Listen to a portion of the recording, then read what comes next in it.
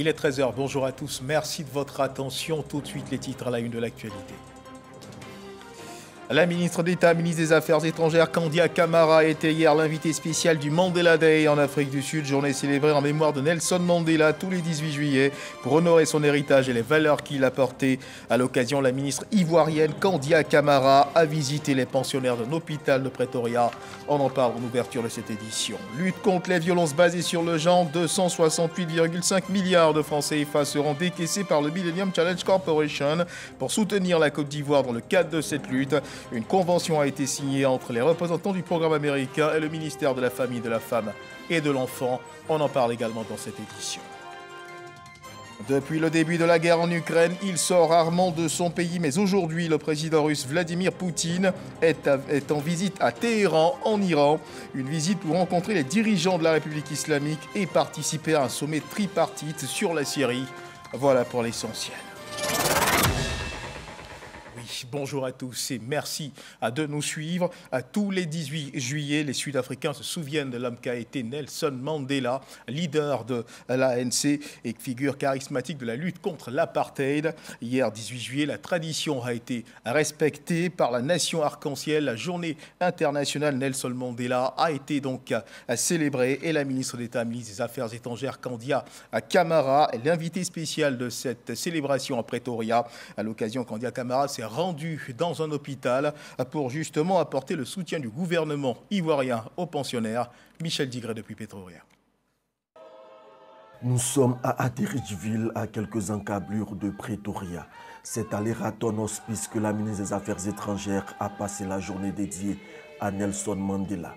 Aux côtés des patients, Kandia Camara a apporté de l'amour et de la compassion, des valeurs prônées par l'ex-président sud-africain. Je voudrais prier le bon Dieu pour qu'il donne la santé à tous les patients de cet hôpital, mais également demander à chacun de vous d'apporter aide et assistance à tous les pensionnaires et au personnel soignant. C'est très important. Nelson Mandela s'est battu pour la justice pendant 67 ans. Cette célébration invite la communauté internationale à lutter contre la pauvreté et promouvoir la paix pendant 67 minutes chaque 18 juillet, date de l'anniversaire de Nelson Mandela.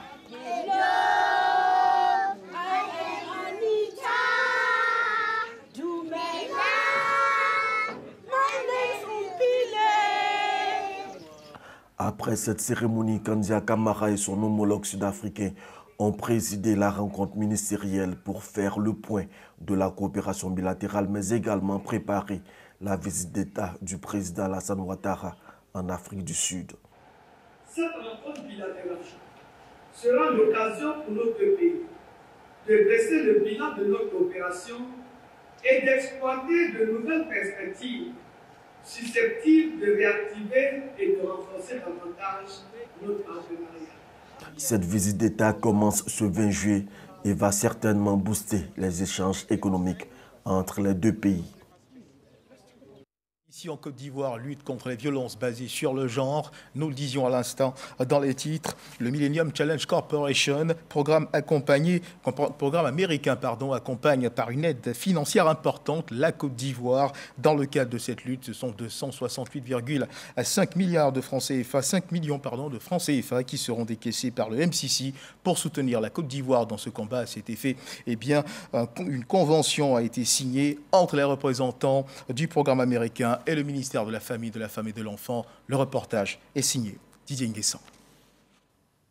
Mieux s'armer contre les violences basées sur le genre pour une lutte beaucoup plus efficace. Les États-Unis et la Côte d'Ivoire unissent leurs efforts à travers le programme MCC, Millennium Challenge Corporation, matérialisé par cette signature de convention. D'un accord d'entité de mise en œuvre entre le ministère de la Femme, de la Famille et de l'Enfant et Millennium Challenge Account Côte d'Ivoire, dans le contexte de la mise en œuvre du don de 537 millions de dollars américains des États-Unis à la Côte d'Ivoire, que nous appelons notre programme Compact Côte d'Ivoire. Le MCC est considéré comme le lead des agences du gouvernement américain pour assurer le respect des droits des femmes et pour garantir à ces derniers de travailler et de vivre dans un environnement qui tient compte de leur sécurité. La partie ivoirienne entend être intransigeante sur les VBG, notamment le harcèlement sexuel. La Côte d'Ivoire, en tout cas, s'est engagée pour zéro tolérance aux violences basées sur le genre. C'est ensemble que nous arriverons à mener à bien les projets de construction d'infrastructures dans le respect des droits humains et la protection des femmes et des enfants. Nassineba Touré a exhorté ses partenaires américains à intégrer davantage le capital humain dans les projets financés à côté du développement des infrastructures. Ce sont 268,5 milliards du MCC qui permettront donc de soutenir la Côte d'Ivoire dans ce combat. Le reportage a été signé Didier Nguessan. Dans le fil de l'actualité nationale, ces nouvelles nominations enregistrées au niveau de l'Assemblée nationale, des nominations annoncées par Adama Bictogo, le président de l'institution, au cours de la réunion du bureau de l'Assemblée nationale élargie à la conférence des présidents tenue donc hier 18 juillet pour le président de l'Assemblée nationale. Eh bien, ces nominations ont pour but de redynamiser le fonctionnement de l'institution parlementaire. Konaté Moussa. De nouvelles nominations à l'Assemblée nationale. Au cours de la réunion du bureau élargi à la conférence des présidents, le président Adama Bictogo nomme de nouvelles personnalités au secrétariat général et au cabinet de l'institution. Conseiller spécial auprès du président de l'Assemblée nationale, M. Famoussa Koulibaly, député, inspecteur général de l'Assemblée nationale, M. Alain Akako Adra, juriste, directeur de cabinet du président de l'Assemblée nationale, Madame Aka Sonon Julie, préfet hors grade, secrétaire général de l'Assemblée nationale, Monsieur Diomande Aboubakar Sidiki, maître assistant des facultés de droit, secrétaire général adjoint de l'Assemblée nationale, Madame Sogodogo Aïssa Aimé, épouse Trabi, administrateur parlementaire, chef de cabinet du président de l'Assemblée nationale, Monsieur Diarasuba Vassiriki, inspecteur de l'enseignement préscolaire et primaire, chef de cabinet adjoint, chargé des affaires sociales, du genre, de l'autonomisation des femmes auprès du président de l'Assemblée nationale, Madame Noël Afoué-Delphine, juriste, chef de cabinet adjoint, chargé du protocole et du cérémonial auprès du président de l'Assemblée nationale, Monsieur Kakou Ange Félix, ingénieur, commerce et communication. Une nouvelle équipe pour un dynamisme nouveau dans le fonctionnement de l'hémicycle. C'est l'ambition du président de l'Assemblée nationale. Une réorganisation du planning de travail est aussi annoncée. L'Assemblée ne peut pas attendre un mois pour se réunir. Je veux dire, on doit pouvoir analyser les activités de l'Assemblée. Une fois par semaine, on doit se réunir. Et le jeudi est un bon jour parce que le Conseil des ministres ayant lieu le mercredi, ça nous permet, avant que les textes nous soient transmis, de pouvoir faire une analyse sociopolitique de ce qui se présente. Et je propose donc que le bureau, c'est une fois par semaine, et la conjugaison des conférences président et bureau toutes les 2 semaines. Le président de l'Assemblée nationale annonce également la rénovation des bâtiments, ainsi que la construction de nouveaux bureaux. Des initiatives pour améliorer le cadre de travail des élus et du personnel. Et loin des parvis de l'Assemblée nationale, il y a eu ce matin une double prestation de serment à l'école de gendarmerie d'Abidjan. Le GA, c'était en présence du vice-président de la République, Tiemoko Méliette Koné. Nous y reviendrons certainement dans nos prochaines éditions. Invité par le Centre d'information de communication gouvernementale, le CICG, à prendre part à un GovTalk, le ministre du Commerce, Souleymane Diarra-Souba, qui avait en face de lui les internautes, a levé un coin de voile sur les mesures prises par le gouvernement pour contenir la flambée des prix, une interaction directe avec les internautes qui lui a également permis d'expliquer la politique industrielle du gouvernement. Lanciné Bakayoko. Cherté de la vie, respect des prix plafonnés, financement des PME et acheminement des produits vivriers vers les marchés de grande consommation sont les problématiques qui ont meublé les échanges entre le ministre Souleymane Diarra-Souba et les internautes. Sur la tendance haussière des prix des produits, plusieurs mesures sont arrêtées. Le Conseil des ministres, en sa séance du 9 mars 2022, a adopté des mesures, différentes mesures immédiates, à court terme et à moyen terme, notamment la subvention partielle des prix des produits pétroliers, le gazole pour éviter l'impact sur le coût de la vie, pour un montant de 406 milliards de francs CFA de janvier à juin 2022. Au niveau du développement industriel, 7 graves priorités ont été dressées principalement dans le domaine de l'agro-industrie. Objectif, transformer 50% de la production nationale des principales matières premières à l'horizon 2025. Pour accélérer la création de richesses et d'emplois grâce au développement de l'industrie, notre département a entrepris également avec des partenaires la réhabilitation des anciennes zones industrielles existantes, notamment la zone industrielle de Yopougon d'une contenance de 469 hectares, l'aménagement de nouvelles zones industrielles, notamment à Coupé-Zéji qui fait 940 hectares, l'aménagement de la zone industrielle de Yamoussoukro de 750 hectares, celle de Bonoa qui fait 329 hectares, San Pedro 500 hectares, les zones dédiées à la transformation de l'anacade à Korogo, Bondoukou, Séguéla et Bouaké pour environ entre 15 hectares et 25 hectares. Des mesures incitatives d'ordre fiscal et autres avantages en faveur des secteurs de la transformation locale du cacao, de l'anacarde et de l'EVA sont également prévus.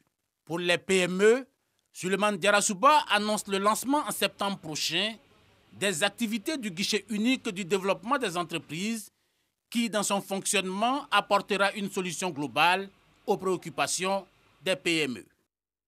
À suivre à présent l'évolution de la Covid-19 en Côte d'Ivoire.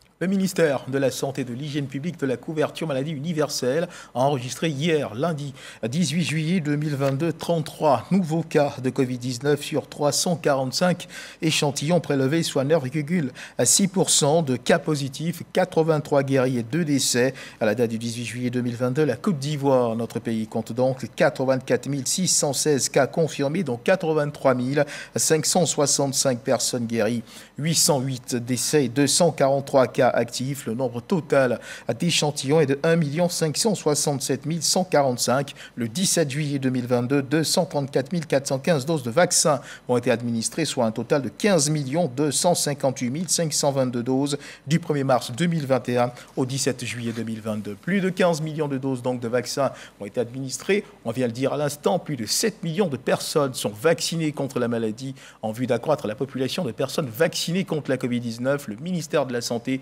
de l'Hygiène publique, de la couverture maladie universelle et ses partenaires annoncent officiellement la tenue d'une vaste campagne de vaccination. Celle-ci a débuté le 15 juillet dernier et se poursuivra jusqu'au 31 décembre. Elle s'étendra aux 33 régions de la Côte d'Ivoire. Frédéric Oulaï et Franck Quadio nous en parlent. Mars 2021. La campagne de vaccination contre la Covid-19 démarre en Côte d'Ivoire, une opération qui vise à protéger les populations contre la pandémie. Plus d'un an après, 15 millions de doses ont été administrées à 7 millions de personnes. Cette rencontre avec la presse est l'occasion pour le ministère de la Santé, de l'Hygiène publique et de la couverture maladie universelle de faire le bilan. Au sein des forces de défense, le taux de vaccination est de 91%. Il est de 85% au niveau des forces de sécurité.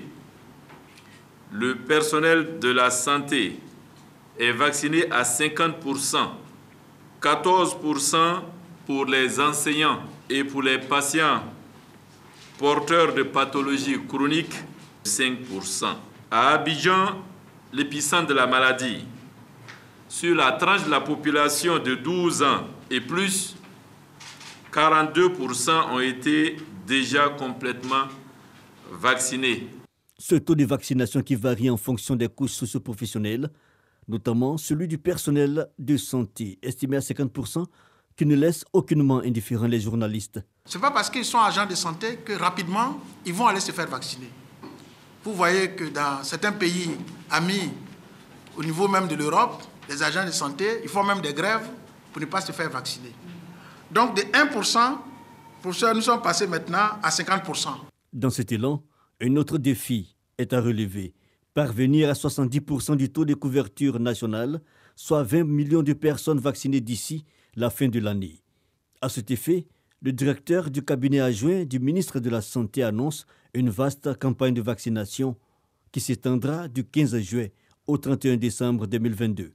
Cette activité s'étendra dans les 33 régions sanitaires du pays, les 113 districts, dans les villages, les quartiers, les marchés, les écoles et tous les lieux de rassemblement.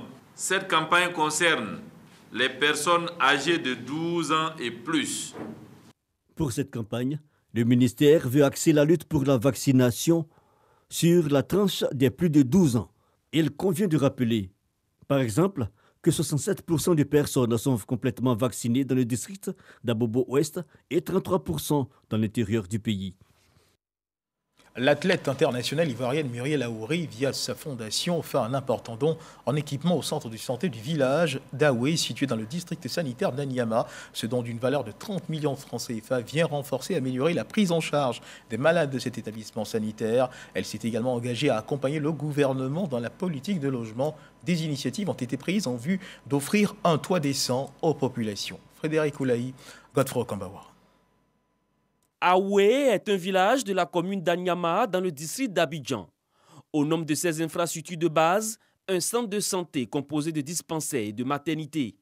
Pour la bonne exécution de sa mission, ce centre vient de recevoir du matériel médical composé de lits, de brancards, de béquilles et de chaises roulantes. Nous sommes en joie parce qu'une de nos sœurs, qui est vraiment une championne, a eu ce cœur-là charitable envers notre population. Donc nous voudrions lui dire merci pour cette solidarité-là envers nos malades. Un don de l'athlète international Muriel Aouré qui vient réduire le chapelet des besoins de cet établissement sanitaire. Pour la donatrice, représentée par le responsable des projets de son organisation, elle entend traduire sa solidarité aux populations. Muriel Aouré a un grand cœur. Ce n'est pas la première fois qu'elle fait des dons. Elle l'a fait à Bonoa, elle l'a fait dans certaines grandes villes. Aujourd'hui, Aoué est à son tour de bénéficier donc de cette générosité de notre championne. Je pense qu'elle veut montrer l'exemple.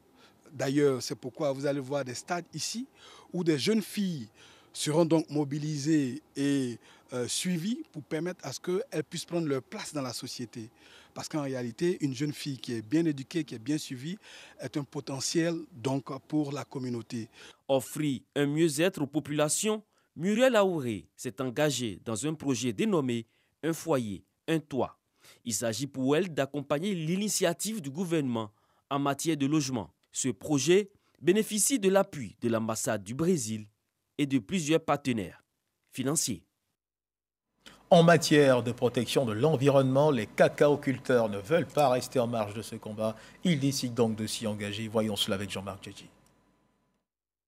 Les cacaoculteurs de la coopérative CPSL en incursion dans des plantations de la localité de Méagui. Ils sensibilisent les membres de leur corporation sur le projet de valorisation des cortex de cacao sous forme de briquets de biocharbon.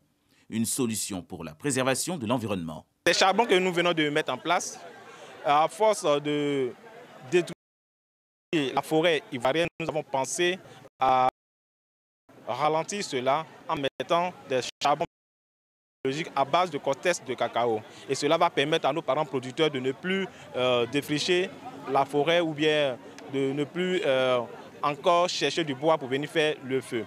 Occasion est donnée aux coopératives agricoles de la sous-préfecture de faire leur bilan de leurs activités et de se projeter dans les mois à venir. Au nombre de bilans, je pense qu'on a eu beaucoup d'acquis, notamment au plan moral, où on a bénéficié de l'appui de plusieurs partenaires pour la mise en œuvre des projets de développement. Au nombre de ces projets-là, voilà, un site de transition écologique qui vise à produire du beurre de cacao. Les paysans de la sous-préfecture de Méagui veulent, par ces multiples initiatives, contribuer au développement économique de la nouvelle boucle du cacao. Et on continue de parler de cacao dans cette édition, garantir la culture du cacao tout en luttant contre la déforestation. C'est le but de cette campagne de sensibilisation initiée par le Conseil Café Cacao auprès des producteurs de Niagboya dans le département de Buyo. Une approche du Conseil Café Cacao qui a consisté en la distribution de plants d'arbres aux producteurs. Lanciné Bakayoko. Au cours de cette campagne de sensibilisation à l'agroforesterie à Niagboya dans le département de Buyo, le président de la Fédération des organisations des producteurs de café cacao, Sie Kambou, a tout d'abord rassuré les paysans sur l'amélioration des prix Borch. Aujourd'hui, c'est devenu la préoccupation de tous. C'est ce qui a envoyé le Ghana et la Côte d'Ivoire à s'entendre pour que les chocolatiers qui consomment du chocolat puissent améliorer le prix du producteur. Parce que tout ce que tu fais, tu peux gagner de l'argent que par son prix. Et ça a permis aujourd'hui au cacao ivoirien, quel que soit l'endroit où se trouve, d'avoir au moins 200 francs, ça fait 200 000 la tonne. Je pense que c'est pas rien. En ce qui concerne l'agroforesterie, objet principal de la campagne de sensibilisation à bio, elle vise à faire des producteurs de café cacao ivoiriens des entrepreneurs soucieux de leur environnement, mais également à maîtriser la traçabilité complète des productions. Selon le président Sié Kambou, le système de culture intensive et itinérante a occasionné le déboisement du couvert forestier ivoirien, la recrudescence des maladies telles que le swollen shoot, la baisse de la fertilité des sols et donc du rendement du cacao. Ce projet, qui devrait accélérer la restauration des forêts ivoiriennes et la chaîne d'approvisionnement du cacao, cible 10 000 producteurs.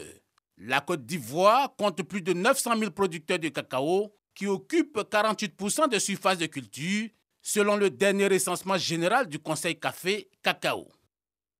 Et toujours dans le domaine de l'agriculture, l'agropastoralisme dans les territoires transfrontaliers, gestion, perspectives et enjeux. C'est autour de ce thème qu'un atelier rassemblant les projets pastoraux et les acteurs de l'élevage du Burkina Faso, du Mali et de la Côte d'Ivoire s'est tenu à Korogo. Objectif, renforcer les dynamiques de coopération entre les trois pays. Reportage signé Kader Sokotoko. Trois pays, le Burkina Faso, le Mali et la Côte d'Ivoire. Un intérêt commun, l'activité pastorale. Des problèmes communs, les défis saillants qui caractérisent la mobilité pastorale et la transhumance transfrontalière, où figurent en bonne place les effets du changement climatique, la pression démographique sur les ressources naturelles, l'insécurité transfrontalière et l'inaccessibilité de certaines zones de pâturage. Des problèmes qui doivent trouver solution. C'est tout le sens de la rencontre internationale de Korogo. Le thème est révélateur. Nous espérons que l'action qui a commencé puisse continuer, soutenue par l'État de Côte d'Ivoire à travers le MIRA, qui est notre ministère de tutelle, que des financements additionnels puissent être mobilisés pour ne serait-ce que continuer ce que nous avons commencé. On s'est retrouvé un peu sur comment créer de la cohérence, de la synergie dans nos interventions, de façon à ce que le pastoralisme et les activités d'élevage que nous défendons soient mieux impactées. 70 participants venus des trois pays, 3 jours de travaux, 12 communications.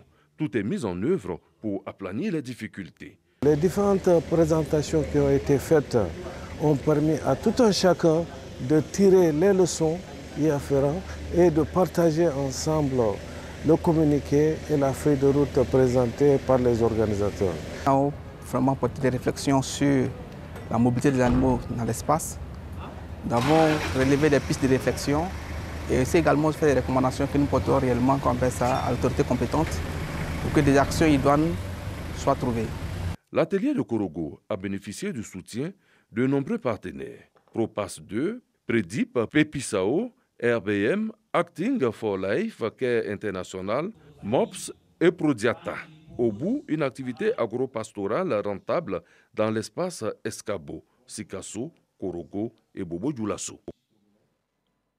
La lumière célébrée dans la région du Boclé, bientôt les 10% de villages de plus de 500 âmes non encore électrifiés dans le district du Bassa-Sandra vont goûter au bonheur de la lumière grâce au programme national d'électrification rurale initié par le gouvernement. Après la mise sous tension la semaine dernière de 7 villages, c'est au tour des villages de Zouzouko et de Petit Bandoukou dans le département de Fresco d'être connectés au réseau électrique national. La mise sous tension de ces 2 villages a été effectuée par le ministre-gouverneur Philippe Legré. C'était en présence de populations heureuses.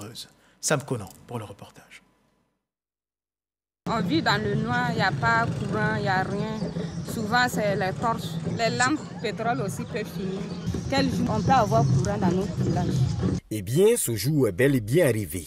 À travers ce geste du ministre-gouverneur Philippe Legré, la lumière jaillit à Zuzioko, dans le village de Marguerite-Néa, à la grande joie des populations.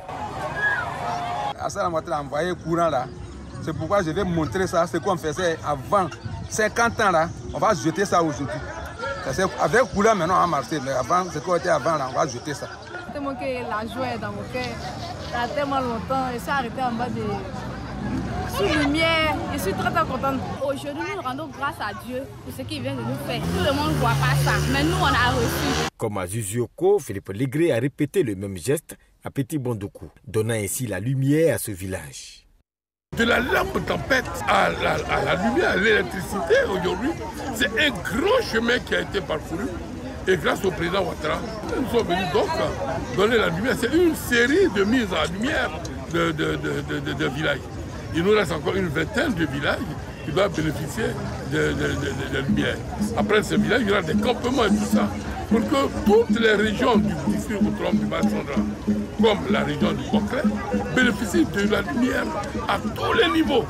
Aujourd'hui, il n'y reste que 10% de villages à électrifier dans le district autonome du Bas-Sandra.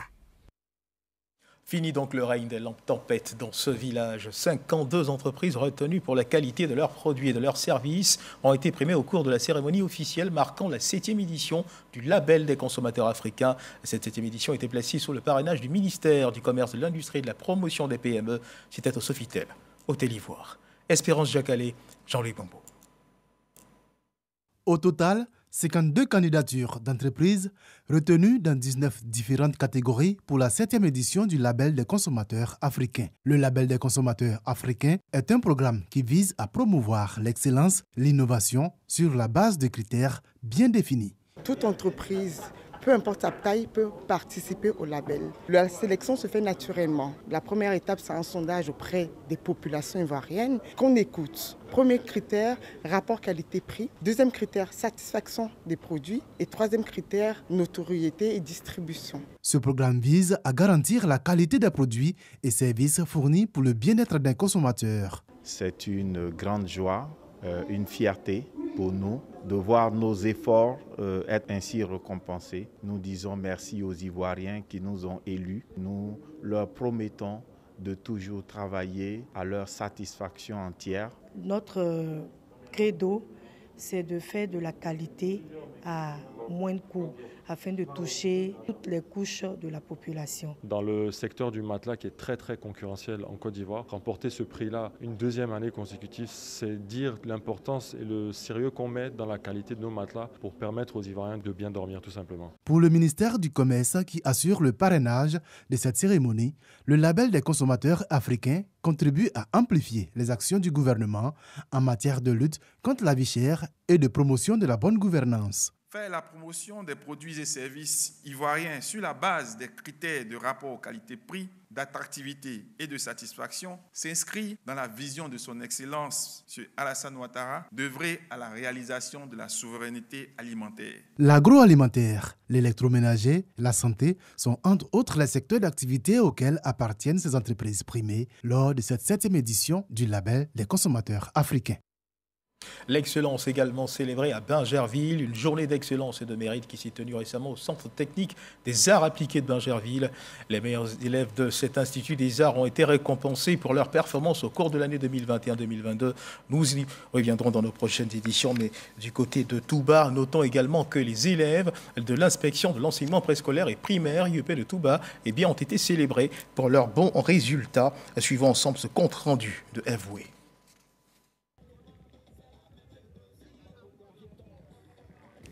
École Nadiani de Touba, célébration de l'excellence. Ce sont au total 270 élèves de l'inspection de l'enseignement préscolaire et primaire de Touba, issus des 15 sous-préfectures du Bafing, qui sont récompensés pour leurs bons résultats scolaires obtenus au cours de l'année 2021-2022. Ils reçoivent des kits scolaires et des numéraires des mains de Moussa Sanogo, ministre du Budget et du portefeuille de l'État, parrain de cette cérémonie d'excellence. En plus des élèves, les meilleurs acteurs du système éducatif du Bafing sont aussi honorés. Le directeur régional de l'éducation nationale et de l'alphabétisation de Touba salue les efforts de toutes les personnes physiques ou morales qui interagissent pour le rayonnement de l'éducation dans le Bafing. Néanmoins, il souligne un souci majeur au niveau de l'enseignement secondaire. Les 3 lycées du Bafing, le lycée de Touba, le lycée de Koro et le lycée de Waninou, n'ont aucun matériel scientifique pour la formation des élèves. Les laboratoires qui parfois sont en mauvais état sont désespérément vides. Le parrain promet accorder une attention particulière à cet état de fait et entend œuvrer davantage pour l'amélioration des conditions de travail des apprenants et des enseignants. Il se réjouit du taux d'admission au CEP dans la région du Bafing qui est passé de 36,57% l'année dernière à 58,26% cette année. Et dans l'actualité internationale, Vladimir Poutine, le président russe, est en visite à Téhéran en Iran aujourd'hui. Ses déplacements à l'étranger sont rares depuis le début de la guerre en Ukraine. Une visite donc chez son allié iranien pour rencontrer les dirigeants de la République islamique et participer à un sommet tripartite sur la Syrie avec le président turc Recep Tayyip Erdogan. Voilà qui marque la fin de cette édition. Merci de nous avoir suivis. Agréable début d'après-midi. Dieu garde la Côte d'Ivoire.